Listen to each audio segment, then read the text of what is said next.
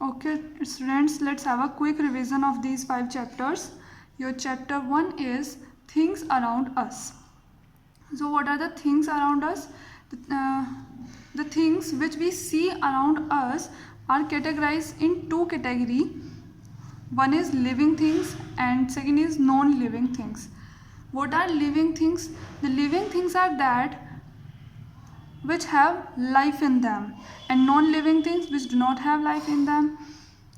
So students, we can say the living things can move and non-living things cannot move.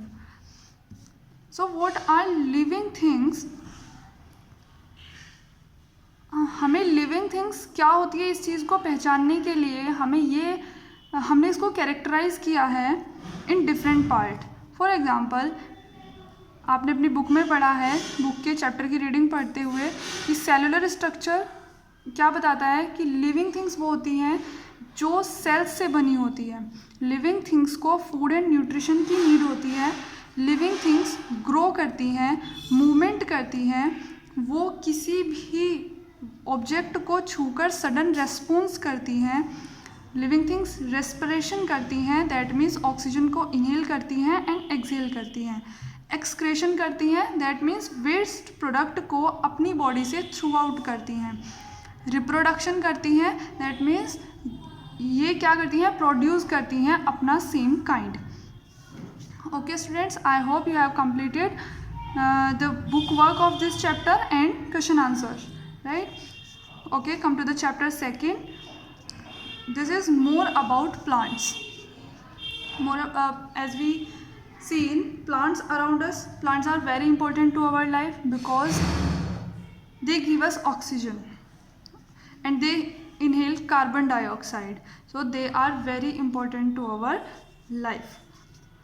Classification अगर हम करें plants का on the basis of flowers, तो plants to form में classified हो जाते हैं, flowering plants and non flowering plants. Flowering plants जैसे कि हमारे पास रोज़, मैरीगोल्ड, ये आते हैं हमारे फ्लावरिंग प्लांट में, और नॉन फ्लावरिंग प्लांट्स में आते हैं हमारे फाइबर्स. ओके स्टूडेंट्स, अब आता है अगर हम क्लासिफिकेशन करें प्लांट्स का on the base of size and structure, तो ये होते हैं हर्ब्स जो बहुत ही स्मॉल होते हैं. शर्ब्स ये हर्ब से थोड़े बड़े होते हैं. ट्रीज़ बहुत लंबे होते हैं. क्रीपर्स जो होते हैं उनका स्टेम बहुत ही ज़्यादा वीक होता है, तो वो ज़्यादा लंबे नहीं होते, बड़े नहीं होते. क्लाइंबर्स जिनको अपना स्टेम या अपना अस्तित्व बनाने के लिए दूसरे प्लांट्स की हेल्प लेनी पड़ती है या किसी चीज़ की हेल्प लेनी पड़ती है, दैट आर कॉल्ड क्लाइंबर. अगर हम लाइफ साइकिल के बेस पे प्लांट्स को क्लासिफाइड करें तो एनुअल प्लांट्स, बाइनियल प्लांट्स और पेरेनियल प्लांट्स होते हैं. दैट मीन्स जिनको लाइफ साइकिल कंप्लीट करने के लिए 1 ईयर की नीड होती है उनको एनुअल प्लांट्स कहते हैं. जिनको लाइफ साइकिल 2 सेशंस में कंप्लीट हो जाता है उनको बाइनियल प्लांट कहते हैं, और जिनको मोर देन 2 सेशंस की नीड होती है उनको पेरेनियल प्लांट्स कहते हैं. और आपने लीफ एंड फ्लावर्स को इस चैप्टर में डिस्क्रिप्शन में पढ़ लिया है. ओके, आपने इसके भी बुक वर्क और क्वेश्चन आंसर कंप्लीट कर चुके हैं. Now come to the chapter 3rd. This is body movement. हमने फर्स्ट चैप्टर में पढ़ा है लिविंग थिंग्स के बारे में, और हमने ये पढ़ा है कि लिविंग थिंग्स मूवमेंट करती हैं. So it is based on that living things. इसमें हम इस चैप्टर में हमने पढ़ा है स्केलेटन सिस्टम. स्केलेटल सिस्टम क्या होता है?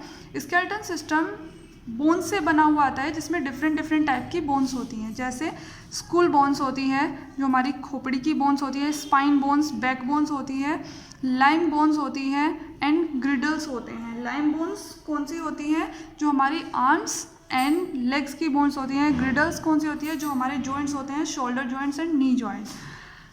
सिमिलरली मूवमेंट्स, यहाँ हमने स्केलेटल सिस्टम पढ़ा है, इनके थ्रू ह्यूमन बॉडी में मूवमेंट होता है, और जो हमारा एनिमल्स हैं उनके भी डिफरेंट मूवमेंट्स होते हैं. फॉर एग्ज़ाम्पल, हमारे पास इंसेक्ट है, इंसेक्ट का मूवमेंट अलग वे में होता है. बर्ड्स फ्लाई से अपना मूवमेंट शो करते हैं. स्नेक रेंगते हुए अपना मूवमेंट शो करते हैं. फिश तैरते हुए अपना मूवमेंट शो करती है. Okay students? Okay, come to the chapter 4th. Habitats and adaptation. Habitats and adaptation में आपने पढ़ा है component of environment. Component of environment क्या होते हैं? कंपोनेंट ऑफ एनवायरनमेंट को हमने 2 पार्ट्स में डिवाइड किया है, biotic component and abiotic components.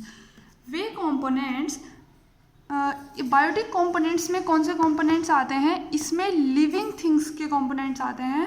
That means living things की सराउंडिंग, लिविंग थिंग्स का इन्वायरमेंट क्या है, वो कंपोनेंट इसमें आते हैं। अबायोटिक कंपोनेंट दैट मीन्स इसमें नॉन लिविंग थिंग्स के कंपोनेंट्स आते हैं। हैबिटेट क्या होता है? हैबिटेट एक प्लेस होता है, जैसा आपने पढ़ा है।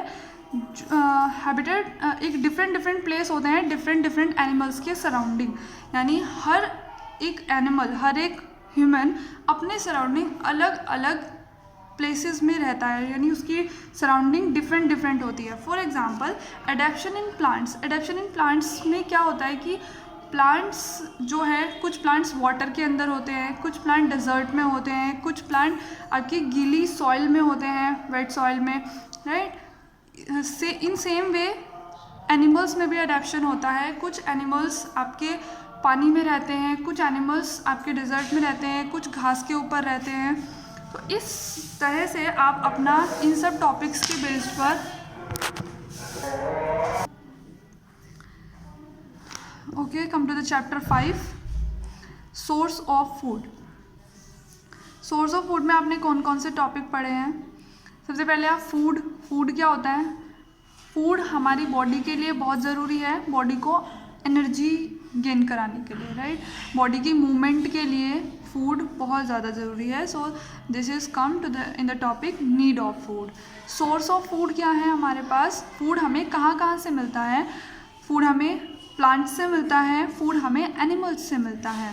प्लांट से हमें जैसे व्हीट, इस टाइप का फूड मिलता है। कॉटन मिलती है हमें, cotton is not food but मेज़ मिलता है हमें, राइट। मक्का प्लांट से मिलता है।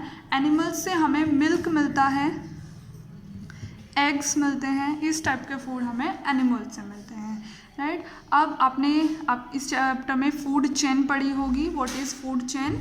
तो फूड चेन यानी कि हर एक ऑर्गेनिज्म जो है यूनिवर्स में, वो एक दूसरे को ही अपना फूड बना लेते हैं। जैसे ग्रास किसका फूड है? ग्रास होपर का।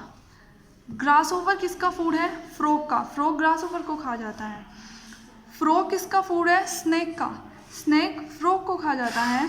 और स्नेक किसका फूड है? ईगल का। सो एक चेन बनी हुई है, इसीलिए इसको कहा गया फूड चेन। फिर आपने पढ़ा होगा preservation of food. Preservation of food क्या है कि आप फूड को लंबे समय तक यूज़ करने के लिए उसको प्रिजर्व करते हैं। इस प्रोसेस को ही कहते हैं preservation of food. Preservation of food ज़रूरी है कि हम किसी भी फूड को लंबे टाइम तक क्या कर सकें, उसको यूज़ कर सकें। इस प्रोसेस को क्या कहते हैं? Preservation of food. So students, I hope you have completed all of these 5 chapters, book exercise and question answers. We will discuss our next chapter in next class, chapter 6. Okay, thank you and have a good day.